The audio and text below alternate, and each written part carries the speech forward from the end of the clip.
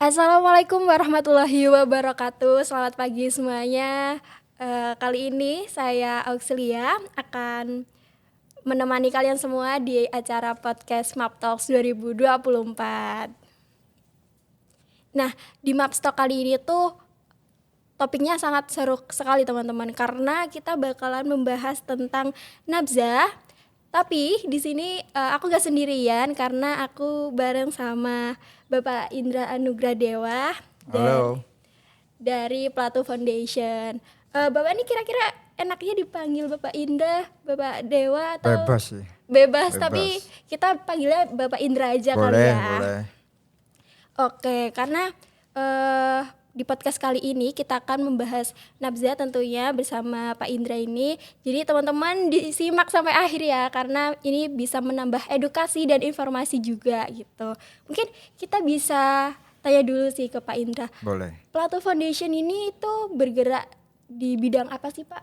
Baik, jadi mungkin Plato Foundation banyak yang taunya itu hanya apa ya, lembaga rehab atau tempat rehab gitu ya. Padahal di Plato Foundation sendiri ada program dari UNICEF juga yang memang bergerak di bidang anak untuk perlindungan seks secara online kayak gitu. Karena sekarang seks banyaknya melalui online ya seperti itu.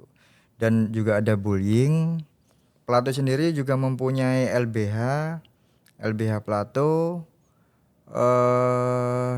dan mungkin dari UNICEF itu juga ada program bully.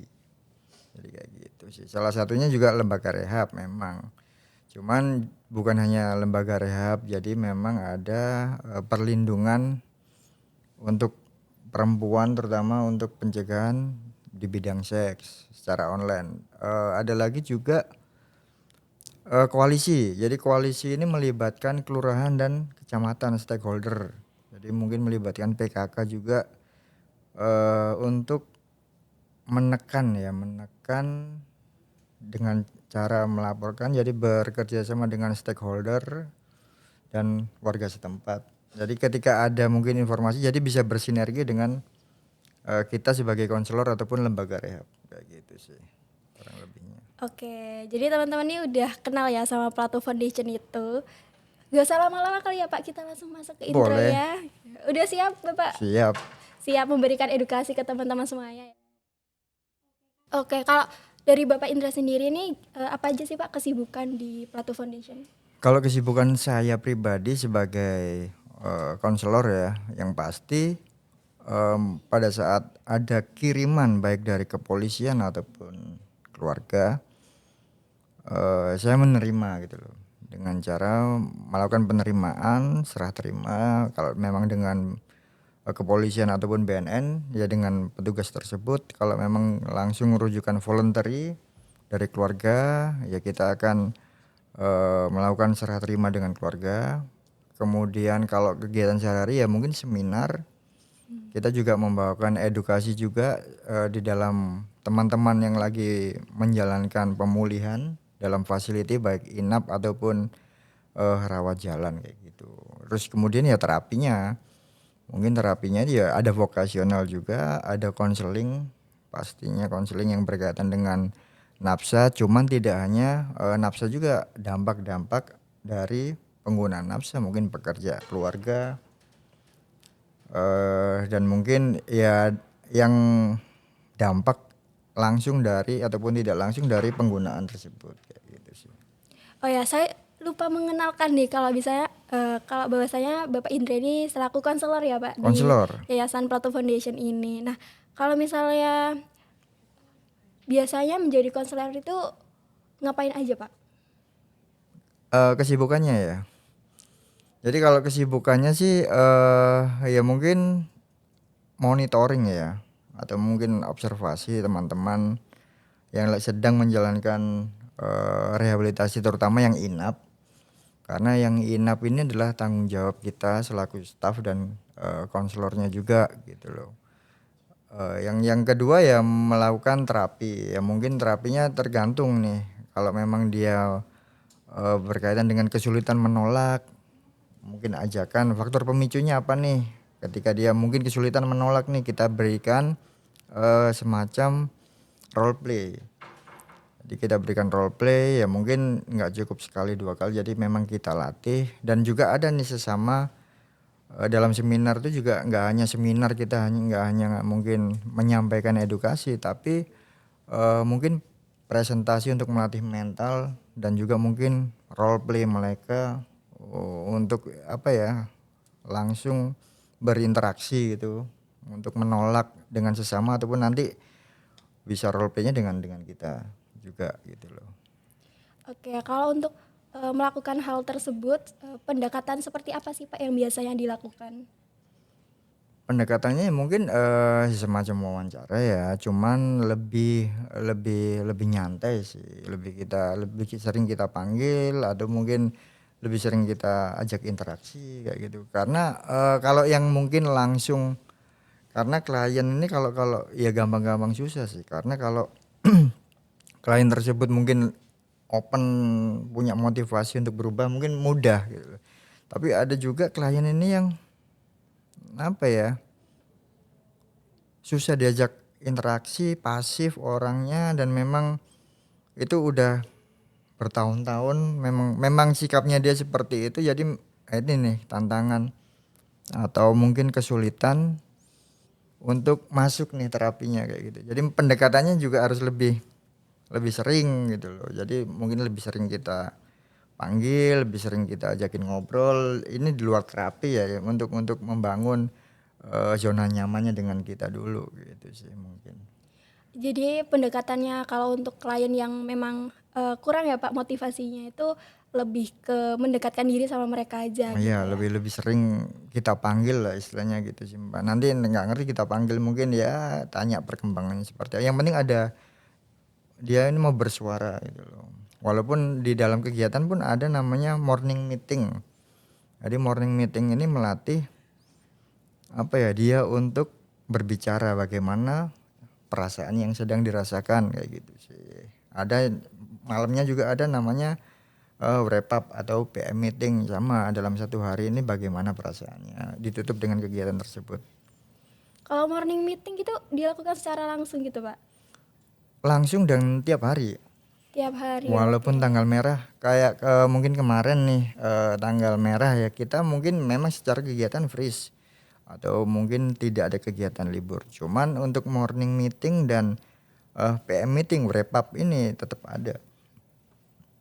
Tetap ada karena itu untuk rilis feeling klien. Bagaimana dia jujur dengan perasaan atau mengutarakan perasaannya yang mungkin pada saat di luar biasanya dipendam atau dia tidak tahu untuk menyampaikan kemana. Nah di dalam tempat rehab dilatih ya untuk jujur terhadap perasaannya sendiri dulu gitu loh. Mungkin gitu sih. Baik, jadi pendekatan psikologis ya Pak ya itu penting waktu Pendekatan psikologis rehabilitasi. sebetulnya, iya, Iya, oke. membangun apa ya, ya building trust ya gitu sih. Baik. Nah, ketika menghadapi klien untuk membantu mereka untuk rehabilitasi ya Pak, apa aja sih Pak tantangan yang Bapak hadapi dalam menjalankan pekerjaan sebagai konselor ini? Em, Tantangan ya. Jadi tantangan ini sebetulnya ya bukan hanya sama kliennya langsung gitu loh.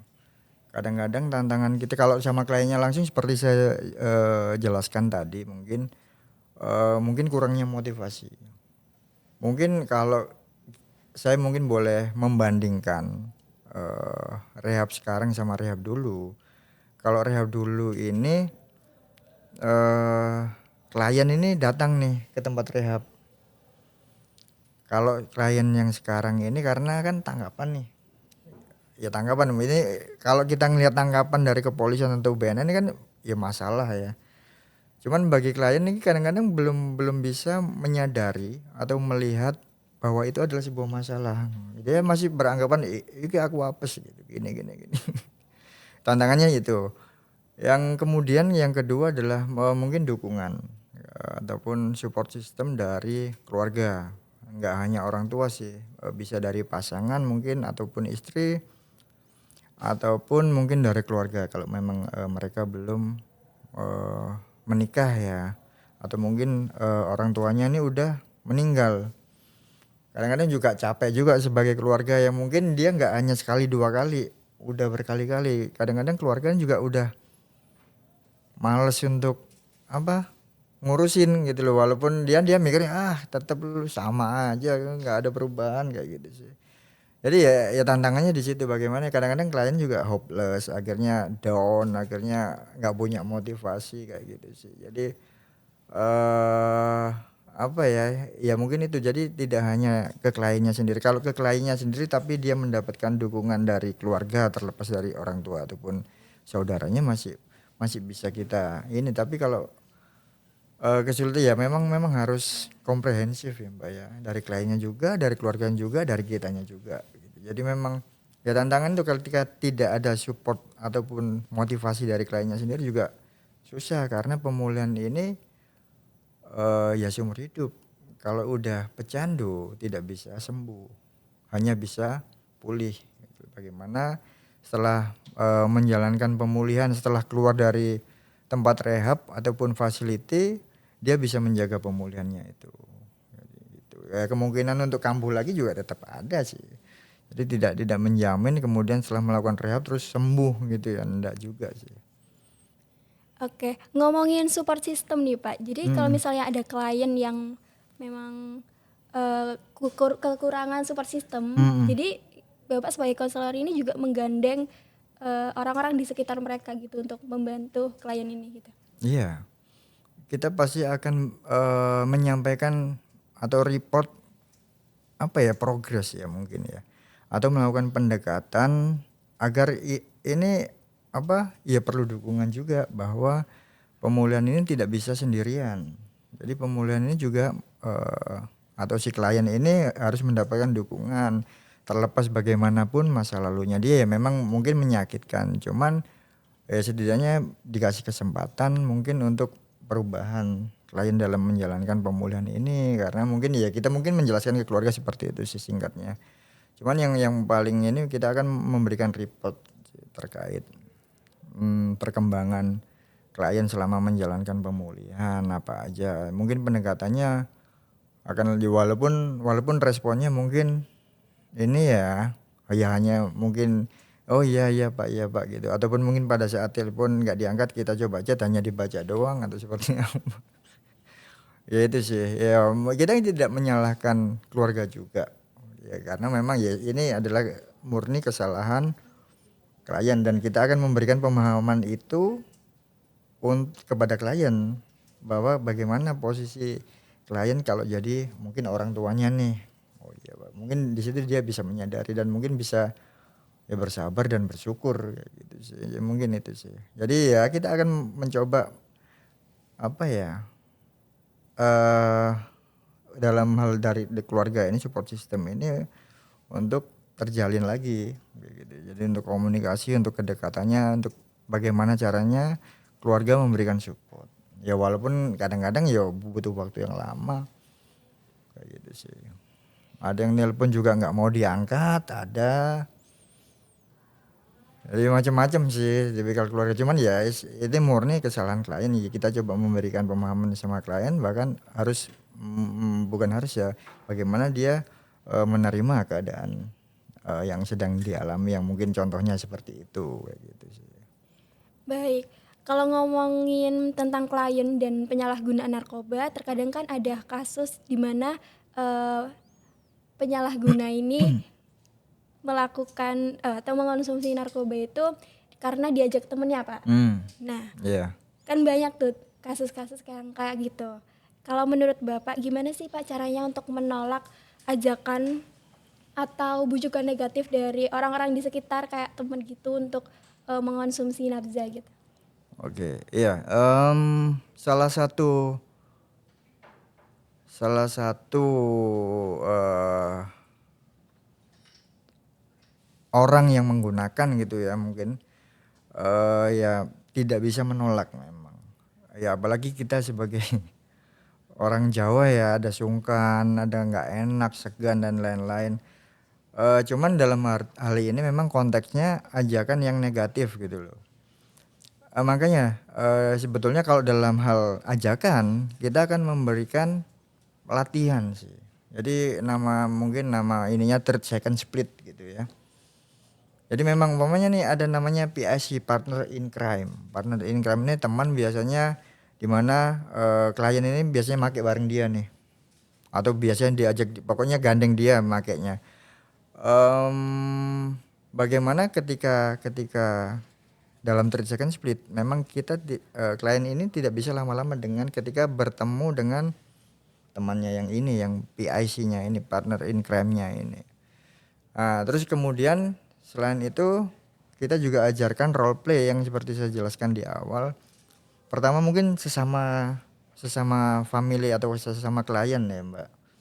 Kemudian role play sama teman dan mungkin nanti dengan kita juga untuk melihat sih, maksudnya kemampuan ini masih udah siap atau mungkin masih ada rasa sungkan walaupun kita latih ya, karena memang tidak bisa sekali dua kali sih, apalagi ketika langsung ketemu masih kadang-kadang kalau masih role play-nya udah mantep aja ya belum jaminan juga. Jadi memang harus kita berikan, kebanyakan mereka belum mempunyai skill untuk menolak sih. Makanya kita berikan skill dengan metode role play langsung, bagaimana ini ada temen yang ngajak, bagaimana dia menolak. Jadi kayak gitu. Jadi mungkin nanti balik-balikan, ada yang satunya ngajak, yang satunya yang nolak gitu. Jadi mungkin gantian aktor yang ngajak dan yang menolaknya. Mungkin gitu sih. Oke, kalau ini kita bergeser ke penonton nih Pak. Kalau misalnya di sekitar kita itu ada seseorang yang menyalahgunakan nafza. Nah, apa sih Pak yang harus kita lakuin? Oke. Kalaupun teman ataupun mungkin keluarga ya sebetulnya bisa langsung lapor aja. Maksudnya lapornya ke tempat rehab ataupun mungkin bisa ke BNN agar dilakukan TAT atau tim asesmen terpadu. Jadi bisa juga langsung ke tempat rehab untuk mendapatkan pertolongan. Dalam hal ini mungkin pemulihan atau rehabilitasi. Jadi kadang-kadang masyarakat ini mendengar kalimat rehab ini apa ya, agak-agak angker gitu ya, agak-agak serem, agak menakutkan gitu ya.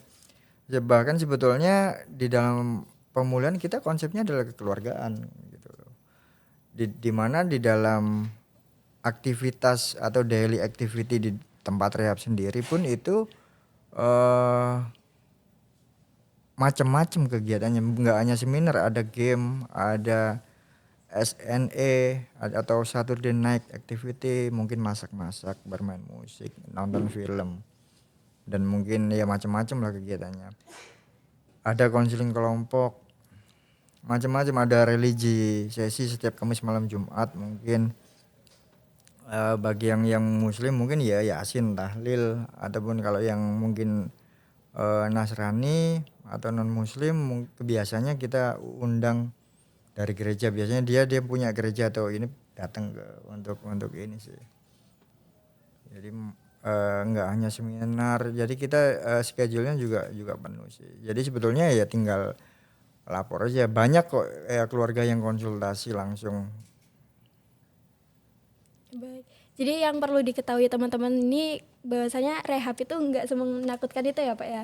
Kegiatannya juga seru dan kekeluargaan. Kegiatannya gitu. Kekeluargaan, pasti konsepnya kita adalah kekeluargaan sih kalau di dalam Plato sendiri, karena family milik konsep. Jadi konsepnya adalah konsep kekeluargaan kayak gitu sih. Dan mungkin aktivitasnya memang full ya. Yang di tengah-tengah mungkin ada jam tidur siang, cuman nanti closing house itu udah tidur malam jam 11. Oke, terakhir nih Pak. Ya.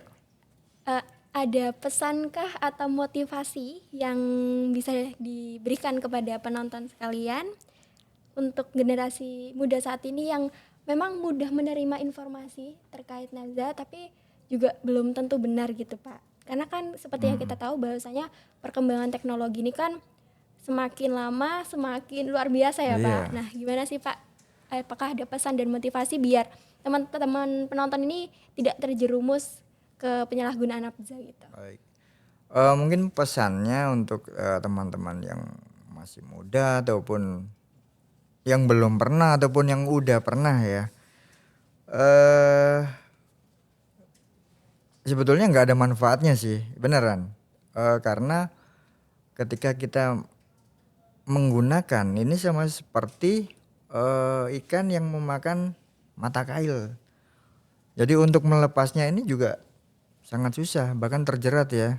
Jadi kalau kita mengumpamakan perumpamannya ini adalah ikan yang memakan pancing gitu loh. Ya sama seperti kita secara nggak sadar kita menggunakan ini adalah ya mungkin apa ya untuk kesenangan atau mungkin bahkan dalam kita juga pernah menanganin anak-anak yang masih di bawah umur sih Mbak, jadi 11, 10 kayak gitu udah menggunakan gitu.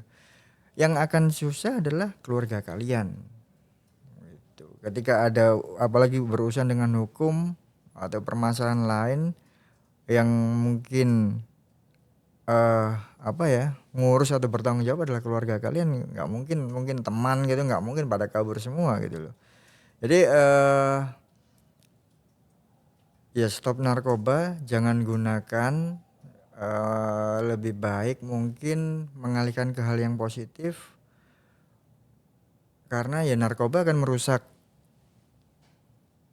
karir mungkin, kehidupan kalian. Karena pasti akan terjadi perubahan yang tanpa kalian sadari dari mungkin yang karena narkoba ini secara nggak langsung mengambil alih sih autopilot kehidupan mereka gitu loh. Langsung dampak perubahannya itu sangat pesat dari yang sholatnya teratur karena ya yang pernah kita tangan seperti itu sholatnya teratur jadi sampai ada yang atlet sih sampai ya kita nggak mau ini jadi perubahannya pesat. Yang bagi yang belum mencoba ya jangan mencoba ya cukup tahu cari edukasi apa dampaknya karena kebanyakan selain lingkungan atau kesulitan untuk menolak tidak tahu nih dampaknya. Karena ya dampaknya secara hukum pasti. Secara hukum kalau ngomong hukum berarti karir, mungkin pekerjaan ataupun karir ini bisa sekolah juga, bisa rumah tangga juga gitu loh. Jadi dampaknya sangat luas sekali. Kalau pesan motivasi sih karena kalau candu ini satu terlalu banyak, 1000 tidak pernah cukup. Mungkin itu aja sih, Mbak. Jadi kalau laki-laki sejati itu yang bisa melawan dirinya sendiri. Gitu. Baik, jadi kata-kata penting yang mungkin perlu diingat penonton ya, bahwasanya penyalahgunaan narkoba ini teman-teman itu bisa merusak seluruh kehidupan teman-teman yang menggunakan gitu. Jadi jangan pernah untuk sekali-sekali mencoba gitu ya Pak. Baik, ya mungkin yang udah mencoba ya stop, cukup tahu aja. Karena pecandu juga enggak dilahirkan langsung jadi pecandu, enggak ya awalnya coba-coba dulu. Karena dia tidak tahu dampak, akhirnya dia terus make akhirnya ya sampai jadi pecandu. Gitu.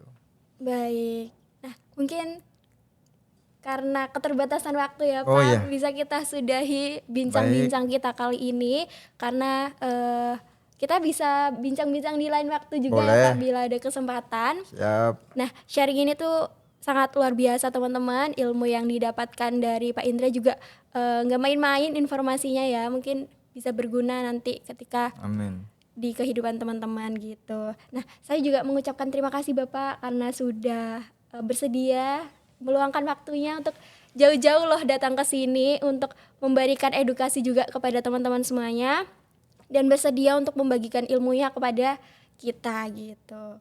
Karena kita sudah ngobrol panjang nih, mungkin bisa kita akhiri ya Pak. Boleh. Dan penonton sekalian, jangan lupa untuk di like, di share juga dan nantikan podcast kita selanjutnya. Mungkin ada podcast kedua gitu ya di periode kali ini, tapi mungkin kalau misalnya nggak ada, tunggu di tahun berikutnya. Oke, saya akhiri. Wassalamualaikum warahmatullahi wabarakatuh.